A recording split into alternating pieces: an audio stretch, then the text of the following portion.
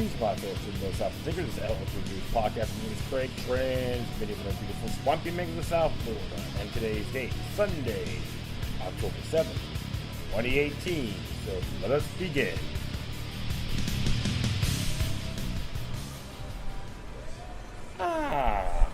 Thanks for tuning in, folks. And I'm at Squiggies at 207, located at 207 Southwest 2nd Street in the heart of Fort Lauderdale, Florida. Chemistry Dixon to be exact. So check it out. Go on Facebook. All the information's there. Yeah, so looks like everyone's on a high mighty bandwagon ordeal pertaining to the we considered deep state toady himself, Brett Kavanaugh. You got all the Trump worshippers climaxing over the man. And many others are saying, no, he's a predator, but there's no proof, but she said, well, we believe her. Well, you know what's funny about that, my friends? These are the people in the Senate and the people of protest never talk about the Fourth Amendment stance, which helped author the USA Patriot Act. That includes torture, warrantless surveillance programs, and indefinite detention. That's okay, but she sexually assaulted Beasley because she Miss Beasley because she said so. Miss Christine Beasley, whatever her confounded name is, which I talked about in my last episode. She could be a CIA operative because her father was connected to it. And I do have to say that it is possibly there's a lot of infighting going on within these particular entities, and it got pretty heated up. How come people like Dianne Feinstein never challenged him on the Fourth Amendment stance when she voted for this propaganda, tyrannical, treasonous bill a la the Patriot Act as well? Birds of a feather flock together, right? And you know what really gets me? People still buy the story that I believe her because she said so. That happened 36 years ago, and of course, when they were juveniles, never went on the local level. Why? It was too inconvenient for her. That's why a lot of folks are saying it's all hot air. If people, like all the people protesting, never even talked about that. I said once again, but they're more concerned about Roe versus Wade. How one-dimensional. Please say it's okay as long as abortion is legal, right? If not, I'll cut my wrist, commit suicide, or jump off a building. Well, my friend, that's what happens when you're part of the herd conformity. Who let the cows out? Moo. Precisely. He's just another status quo nominated for justice. You can thank the Senate for that. And all the juvenile games from the Senate Judiciary Committee, which is not more than oath breakers themselves. I don't have to say the names. Just look at the list. Self-explanatory. So we're going to be talking about mainly that from Eric Holder's perspective, which we all know he's not more than a treasonous hypocrite himself. So first thing I'm going to talk about is the Amazon bill, which may have backfired, and people still want to blame capitalism for it. But you got folks out there that never ran a business in their lives trying to tell people how to operate their company. When government knows best, it turns to crap. Well, there's a good example right here. Came out from FEE.org, Freedom of Economics and Education, I think it's called. Right? Let me see. Let me just look at this here, just to verify. Ooh.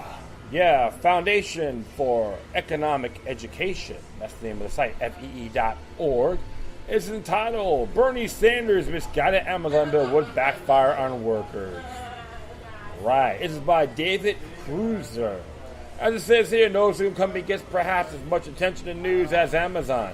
The online retail giant has surpassed $1 trillion in market value, is now searching for a city to place its second headquarters.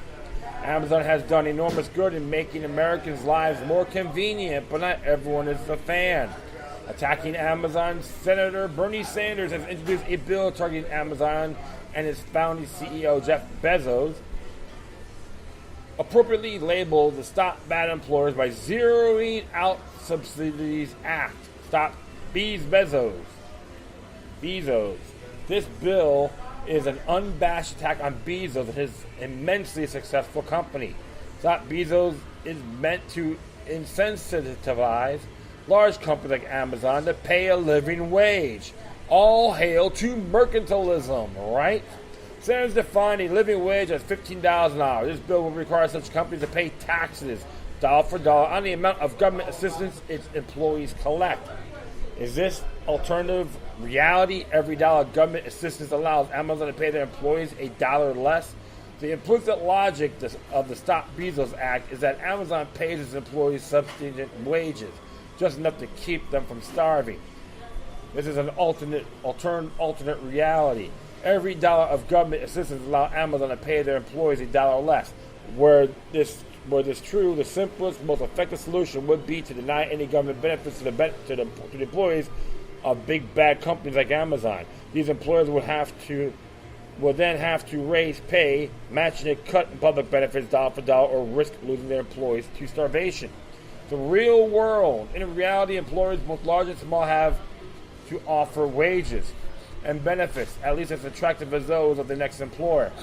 The willingness to pay for employees depends on the value produced by the employee, which itself depends on a variety of factors, including overall economic activity, invested capital, and skill levels.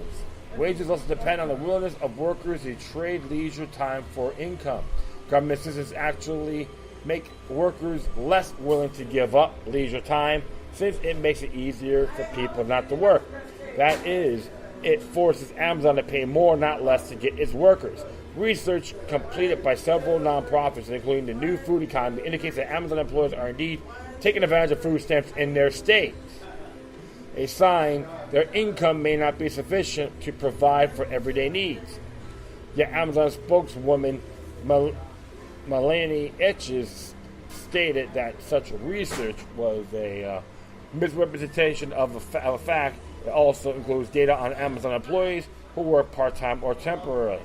The Stop Bezos Act could be considered an alternative method of mandating the $50 an hour minimum wage. However, well attention, it would give negative economic effects. Of course, $15 an hour minimum wage is of fiat money, monopoly money, or put it out of thin air. How astute. As with any minimum wage law, it would likely lead to increased unemployment. Milton Friedman is quoted as saying, "The do-gooders believe that by passing a law saying that nobody shall get less than $9 per hour, or whatever the minimum wage is, you are helping poor people who need the money. You are doing nothing of the kind. What you're doing is to assure that people whose skills are not sufficient to justify that kind of wage will be unemployed. Stop Bezos could have the effect of eliminating lower skilled workers from the workforce of large companies burdened with higher employment costs would have to make cuts somewhere. They might do so by laying off workers, automating, or outsourcing more jobs and the like. Moreover, detaching wages from worker productivity denies an iron law of economics. For decades, economic researchers have shown that wages are contingent on the additional value that given workers contributes to the company. Understanding these marginal decisions is key to grasping the fact that, as Tim Worstall wrote, economics happen at the margin. There really are people out there worth employing at $8 an hour and not at $15.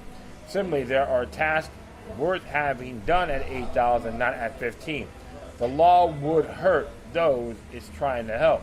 The unfortunate fact of minimum wage laws is that they disproportionately push young, low-skilled workers out of the labor market. In addition to affecting employment levels, companies have to pass on at least part of their higher costs to consumers.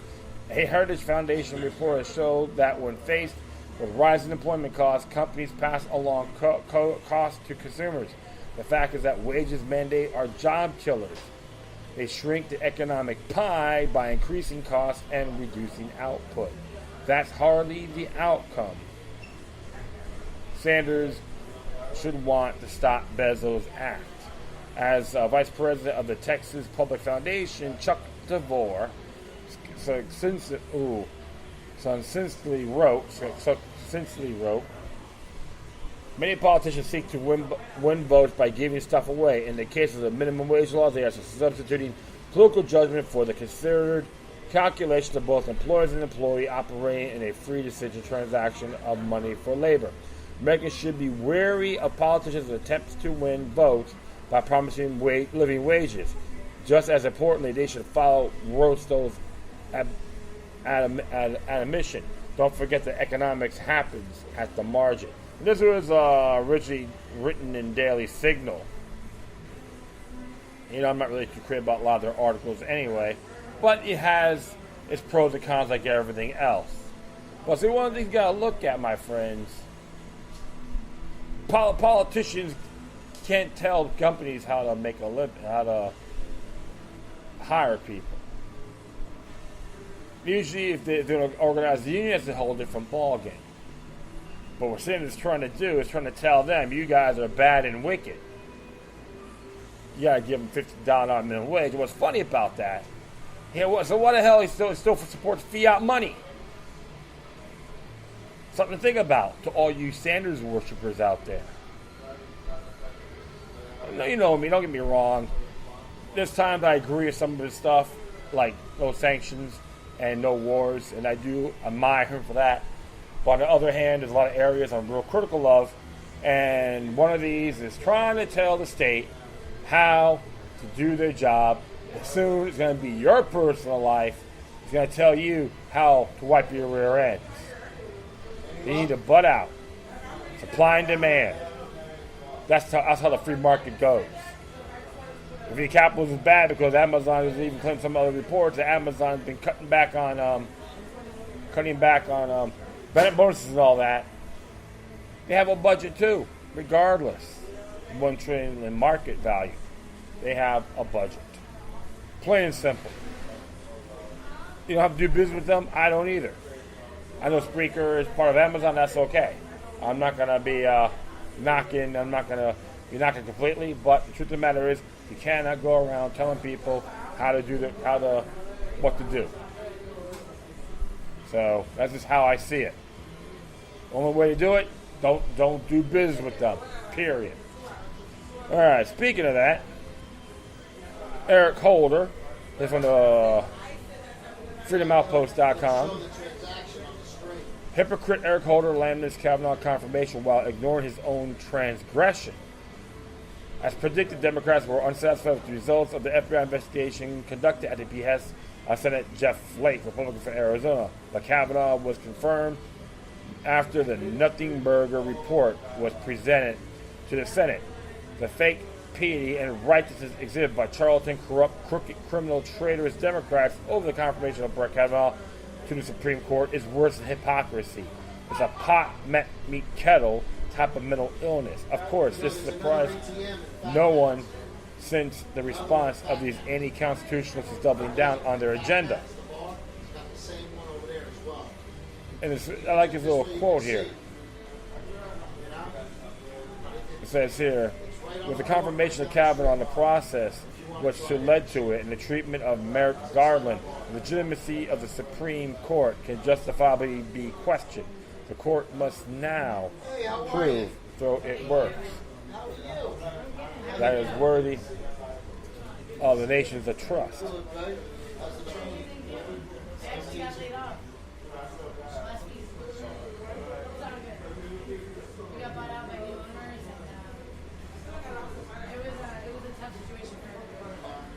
Be right back.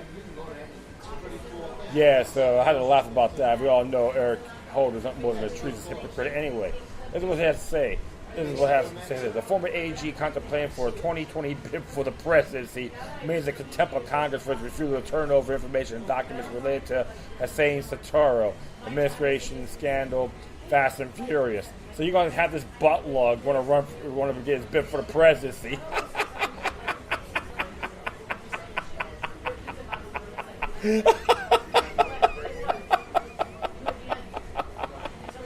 I'm Eric Holder. I'm a bend over Bob to the New World Order. I will scrub my butt cheeks to get ahead in life. Watch it, buddy. That's very sensitive. The gun running scheme resulted in the death of border agent Brian Terry, a Mexican beauty pageant winner, and numerous other innocent individuals. Holder became the first Attorney General to be held in both criminal and civil contempt. but that didn't stop him from exhibiting post self-righteous behavior concerning substantiated, unfounded, uncorroborated allegations of sexual assault against Kavanaugh. When we're talking about trust, Holder could be called least trustworthy AG of all time. Consider the Fire and Land report that Holder filed lawsuits against several states challenging their voter ID law, prosecuted military members like Clint Lawrence for doing their job and allowing true criminals to operate with impunity. The day before Senate confirmed Kavanaugh to the vacant Supreme Court justice seat, Holder tweeted, as the alignment of Merrick Garland, outraged, never forget that McConnell's and ours did not fill lower court seats for years. Those are the seats being filled now. Use rage of today to get people out of vote, to be rid of these people. Your voice matters. Your vote counts. Vote. That's on October 5th. What an ass wipe. Oh, man. I'm sorry. I'm just laughing about this. Forget about his crimes of Democrats, and the crimes of Hillary Clinton. Democrats have to get out and vote to rid of Republicans of the R's and McConnell. According to Conservative Fire and Line, when an individual is charged with contempt, the proper procedure is to refer the finding to the AG in order to convene a grand jury. As we all know, hey, it looks like everyone's hanging out, everyone's celebrating here. I'll be right back. I'm having fun here. It's all positive vibes at the Spooky Pizza. So I'm going to continue on.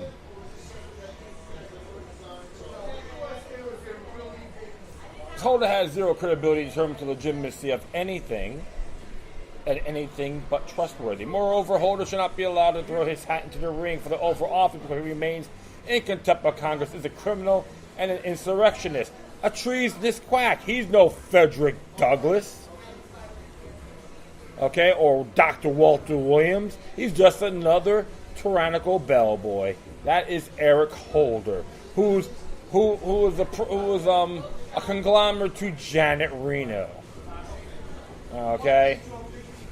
But one has to wonder why the Supreme Court seat is also important, not only to Democrats, but to Republicans as well. If you follow the Supreme Court all along and look into the past rulings on cases, you will understand the branch of government that should be the least offensive because it holds no power of enforcement has become the most offensive.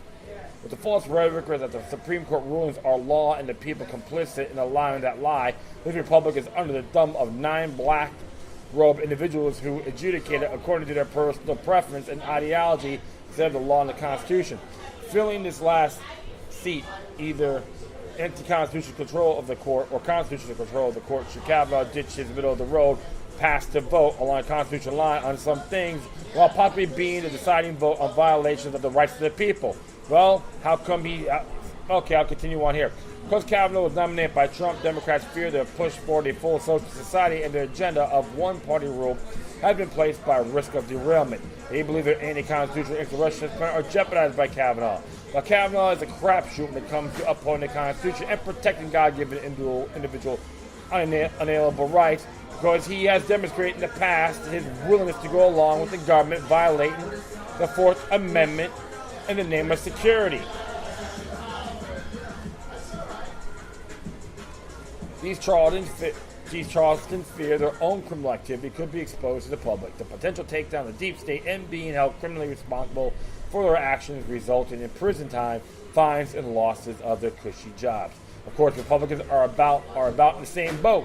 Any Trumpers confirm Kavanaugh only to keep Democrats from stacking the highest court in the land with individuals loyal to ideologies to the Constitution. However, Republicans don't mind individuals who support their ideologies sitting on the court against its pot and kettle disease. Bottom line is all politics between warring political parties that care squat for the citizens of this republic. Now Kavanaugh is confirmed. Democrats, anti-constitutions, and anarchists will begin doubling down on their position. They are almost required to continue their opposition since their mental health status, egos, and unsustainable desire for power to refuse to concede to a group of people viewed as subhuman. These politicians and their supporters need good dose of justice served upon them. So the violators of the law and the Constitution are held to be account for their behavior, expect to win more lawlessness and crimes from the I'll have those and voting Democrat for the next 100 years, Democrat Party. Interesting thing about that, hey, this is why, one of the reasons we should repeal the 17th Amendment of the U.S. Constitution of the U.S. Senate. I always believe in that the Senate should be the ambassadors of the state. When the 17th Amendment came out, people could vote on them. What comes in? Lobbyist groups, to be exact. And that is the damn truth, regardless of paradigm. Political parties are dangerous, and and George Washington warned us on his farewell address. So, you never trust the government regardless. Of course, you have all the Trump worshippers out there climaxing that kind of a one. Got the confirmation. You got many people crying in the wind and go, woe-wee, whoopee. You know, like this whole, like, complaining crybabies as well. This is why I'm pro-10th Amendment. We can nullify these parasites and tell them and send a big message. Don't complain. Do something. I can't stand people, real law, well, 50 minutes, things change. No, it's still in the books. It's got to be implemented. And it's happening. But the truth of the matter is, my friends, we all got to do our fair share. Plain and simple. Your rights are natural born. Governments are expedients, not the other way around, okay? So, speaking of something in reference to doctors, it came from the same group, from fee.org. Why 150 Cuban doctors filed lawsuits in Brazilian courts. This is by Joseph Sunday. You're trained in Cuba and our education is free, healthcare is free, but at what price? You wind up paying for it your whole life. Dr. Wally Jimenez Gutierrez. In 2013, the World Health Organization brokered a deal through which Cuba would export doctors to Brazil to serve in its poorest and most remote areas. Yet, as Brazil began to reap the benefits of improved care and decreased mortality rates, the Cuban doctors began to see their home's regime in a new light. Freedom versus slavery. When you leave Cuba for the first time, you discover many things that you have been blind to, says Wally Jimenez Gutierrez, one of the program doctors in a New York Times profile. There comes a time when you get fired of being a slave. The Cuban doctors began noticing the disparity in the government take from the Brazilian government, nearly 4 times at their own salary, as well as the higher wages and greater freedoms enjoyed by their fellow export doctors from other participating countries. We began to see that the conditions for the other doctors were totally different, Jimenez explained. That they could be with their family, bring their kids, the salaries were very much higher. In response, more than 150 doctors have now filed lawsuits in Brazilian courts claiming equality protections under Brazil's constitution and requesting that they remain in the country as independent contractors with the ability to earn a full salary. The New York Times summarizes the situation as follows. The seeds of the rebellion were planted a year ago in a conversation between a Cuban doctor and a clergyman in a remote village in northeastern Brazil. Anis de la Grande de Carvalho, a doctor from Cuba, was coming to end of her 3-year medical assignment. But having married a Brazilian man, she wanted to stay and keep working. The pastor was outraged to learn that under the terms of their employment, Cuban doctors earn only about a quarter of the amount the Brazilian government pays Cuba for their services. In late September last year, she sued in federal court to work as an independent contractor. Within a week, scores of other Cuban doctors followed Dr. Grana's lead and filed suits in Brazilian court. As for how the Cuban government has responded thus far, some have been allowed to keep their jobs and return home, while others were fired and faced exile. Late last year, judges issued temporary injunctions in some cases, granting Cuban doctors the right to remain as independent contractors earning full wages. One federal judge in the capital denounced the Cuban contracts as a form of slave labor that could not be tolerated. But the federal judge who handled Dr. Grana's case ruled against her, finding that allowing Cuban doctors to walk away from their contracts posed undue risk in the political and diplomatic spheres. Soon after the first injunction were issued, Cuban survivors in the Brazil summoned doctors who have filed suits and fired them on the spot. Several doctors said each was given the chance to get on a plane to Cuba within 24 hours or face exile for 8 years. The costs have been high for those who left family behind in order to pursue a better livelihood or improve prospects upon returning home. But for many, the risks have been well worth it. It's sad to leave your family and friends in your homeland, says Morales Alvarez Rodriguez, a doctor who sued the government but managed to keep her job and bring her children to Brazil. But here, we're in a country where you're free, where no one asks you where you're going and tells you what you have to do. In Cuba, your life is dedicated by the government. Oh, you Castro worshippers, hopefully you get this message now, okay? Equality creates oppression. We routinely hear critics of capitalism decry the supposed injustice of free wages set by free markets driven by the action of free people.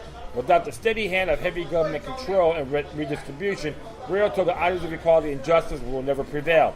Yet know how, in the present case, we see doctors from Cuba, a land that supposedly places excessive priority on equality, running from the government to the Brazilian Constitution for equality protection. The irony is painful and shows the illusory nature of an equality based on their material outputs. Without true freedom, self-constructed, arbitrary, materialistic notions about equality quickly devolve, crowding out new growth and creating other disparities in the process, whether among neighbors abroad or workers at home. Without true freedom, self-constructed, arbitrary, materialistic notions about equality quickly devolves.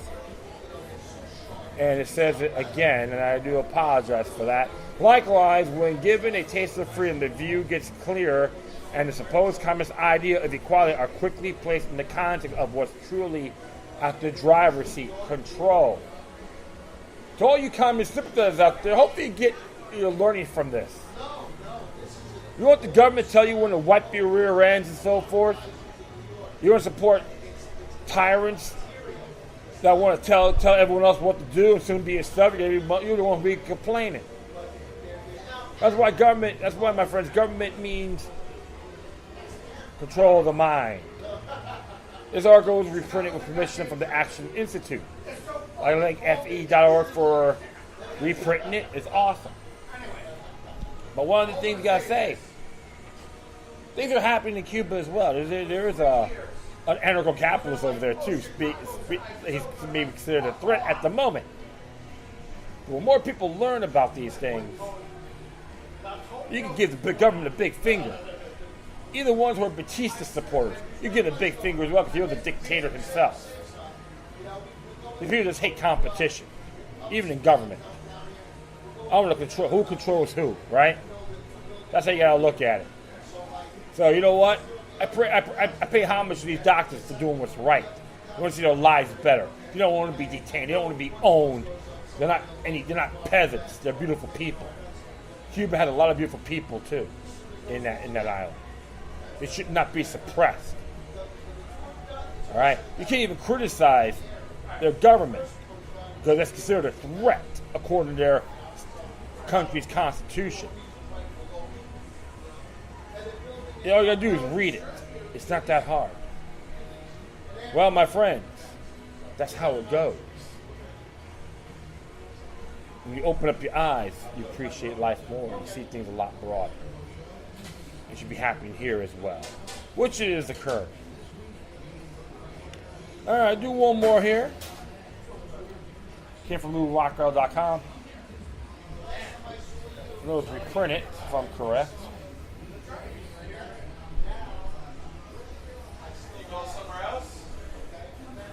It's called The Best Government Money Can Buy by Philip Giraldi, which he represents the organization called Council of National Interest. Good stuff. It should read what he has to say. It says here, very few Americans know who Sheldon Adelson is, and fewer still appreciate that. As America's leading political donor, when he speaks, the Republican Party listens. By virtue of his largesse, he has been able to direct GOP policy in the Middle East in favor of Israel, which might well be regarded as true home, while the United States exists more as a faithful friend that can be produced as intervals whenever Israel finds itself in a need a bit of cash or political cover. Adelson's recent successes in translating his political donations into policy favorable to Israel have included the shifting the U.S. embassy in Jerusalem, cutting aid to Palestinians, ending the Iranian nuclear monitoring agreement, and closing the Palestinian Liberation Organization's diplomatic office in Washington. You see what's going on here, friends? He wants to tell us how to wipe our rear ends and shine our, and who to talk to. Chump. All those Trump administration measures were reportedly worked out privately by Adelson speaking directly with the president.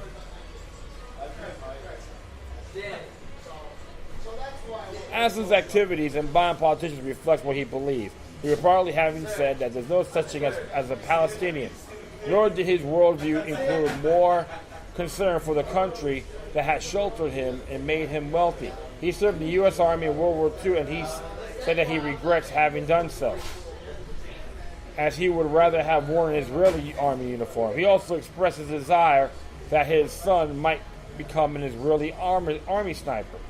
Allison benefits from his exceptional access to the White House to the detriment of actual American interests. A New York Times article showed that Adelson sees a lot to like in Trump's Washington.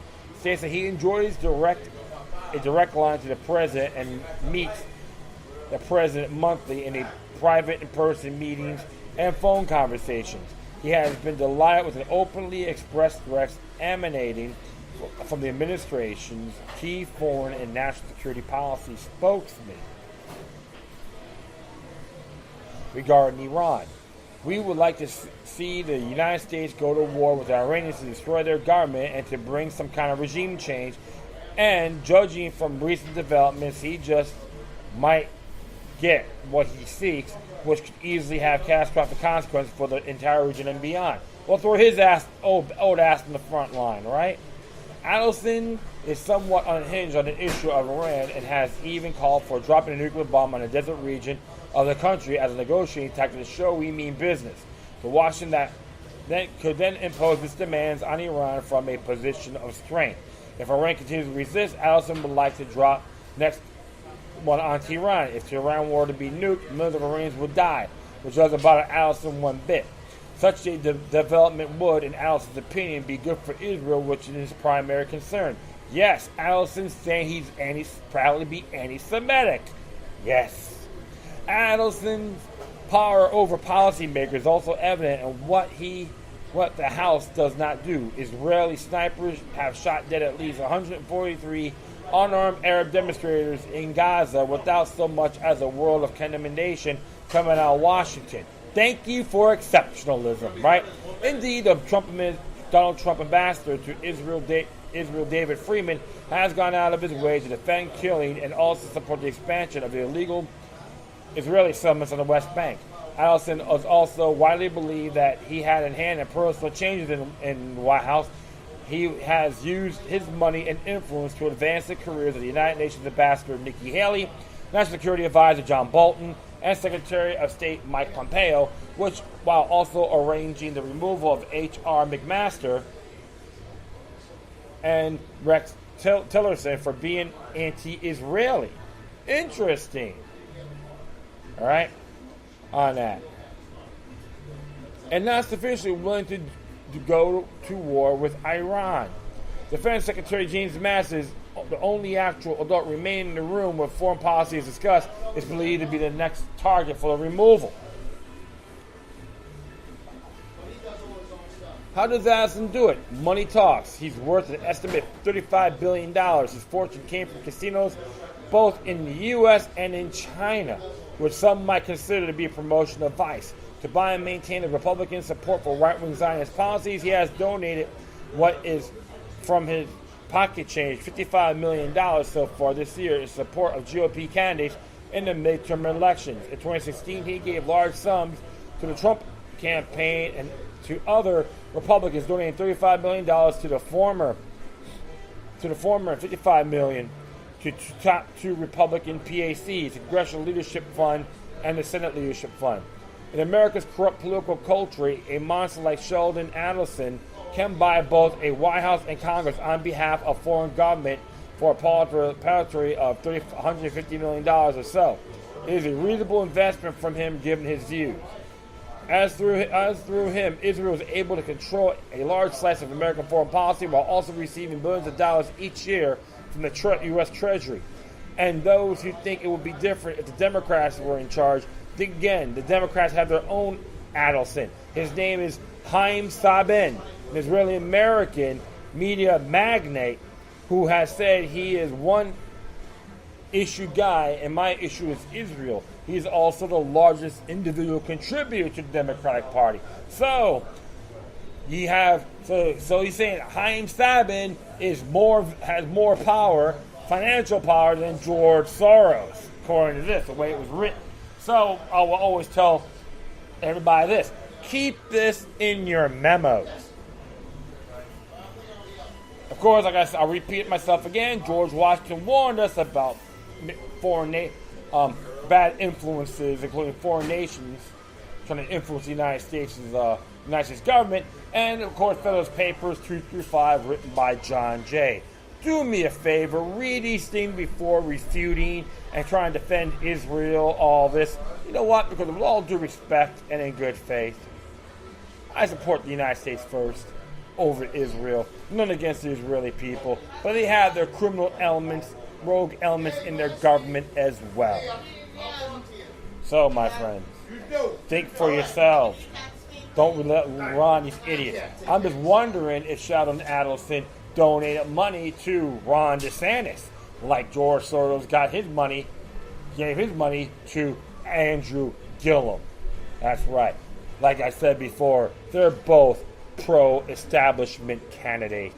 Don't believe the hype, Florida.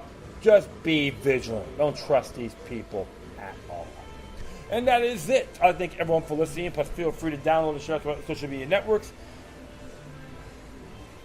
If you have any questions, comments, or something that's interesting, it'd be great. Whatever you do, please send your correspondence to Decorum. I will leave all my social media site contacts and email address. So I got two email addresses on my Spreaker page and beyond. All right. Once again, thank you for your time. Plus, always remember that demoniac resistance to the stone can liberate humanity. Until next time, take care of yourselves. Keep on spreading the love. And may your guardian spirits be with you.